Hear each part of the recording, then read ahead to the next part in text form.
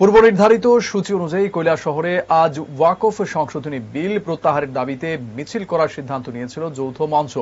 এদিনের মিছিলটি টিলাবাজার থেকে শুরু হয়ে মহকুমা শাসকের পুরাতন কার্যালয়ে গিয়ে শেষ করার কথা ছিল, কিন্তু গন্তব্যে পৌঁছানোর আগেই কুবজার এলাকায় মিছিলটিকে আটকে দেয় পুলিশ। ওই ঘটনায় মুহূর্তের মধ্যেই বিশৃঙ্খল পরিস্থিতির সৃষ্টি হয়। একসময় আন্দোলনকারীদের নিয়ন্ত্রণে আনতে পুলিশ দু একজনের উপর মৃদু লাঠি চার্জ করে। তাতেই শুরু হয় পুলিশ এবং বিক্ষোভকারীদের মধ্যে খণ্ডযুদ্ধ। তাতে বেশ কয়েকজন আন্দোলনকারী আহত হয়েছেন, পাশাপাশি দু একজন পুলিশ কর্মীরও সামান্য আঘাত লাগে। ওই ঘটনায় পুলিশ প্রায় 7 জনকে গ্রেপ্তার করেছে।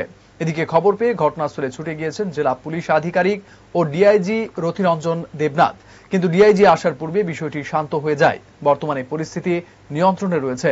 নিরাপত্তার জন্য গোটা এলাকায় বিশাল পুলিশ, টিএসআর, সিআরপিএফ ও বিএসএফ মোতায়েন করা হয়েছে। ওয়াকফ বিলের এগেনস্টে একটা প্রসেশন রিলি করে বেরিয়েছিল। তো নেতৃত্বে ছিলেন বদরুজ্জামান সাহেব, এখানকার যিনি সমস্ত ব্যাপারে সবার সামনে থাকেন। তো এই মিছিলটা এখানে মুরার দোকান পর্যন্ত আসার পরে হঠাৎ করে কিছু লোক মাঝখান থেকে পুলিশের সঙ্গে একটু ধাক্কাধাক্কি শুরু করে এবং এতে আমাদের ধাক্কাধাক্কি শুরু করে এবং পরবর্তী সময় কিছু ইট পাটকেলও ছুটতে শুরু করে।